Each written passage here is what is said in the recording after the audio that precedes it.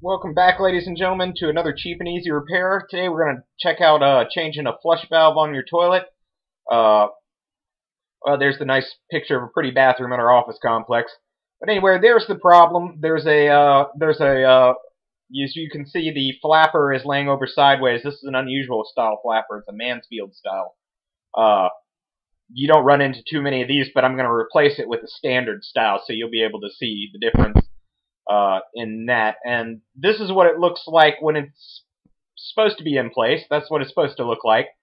But unfortunately, it's broken off on the bottom there. You can see the plastic piece is broken off that holds it up straight. So there's no fixing that. So pretty much you just got to replace it. In this case, well, there's what it looks like without it in place. There's the view of the flush valve. First thing you want to do is shut off the water. There's usually an angle stop at the bottom of the toilet. Sometimes when these things are old, they don't shut off all the way, even if you use pliers on them.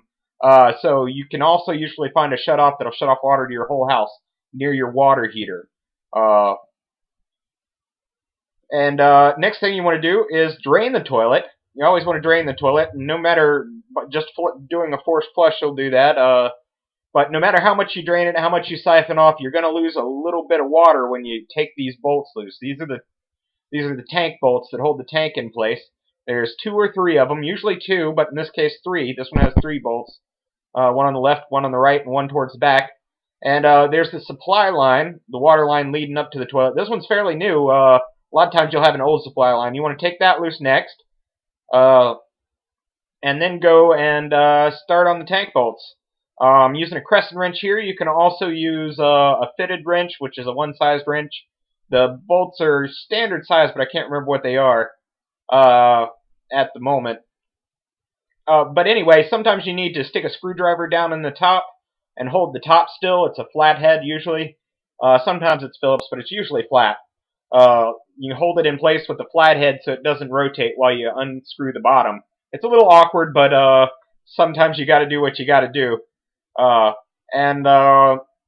Here in this picture, you just see the wadded paper towels on the floor where I was catching the water as it dripped out.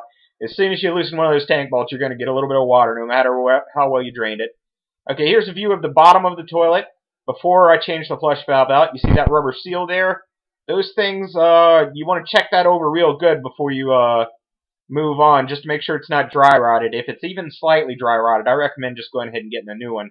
And they do come in different sizes, so take it with you when you go to buy one at Lowe's or Home Depot.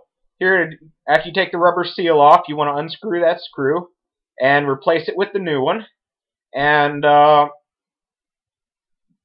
basically, you just unscrew that big bolt there, and you replace the whole flush valve with the new one, which slips right into place, and you screw it back tight. And this is what's not to do. You don't put the rubber seal there. You always fit the rubber seal here on the bottom of the tank instead of putting it on the bowl, or you won't get a good seal.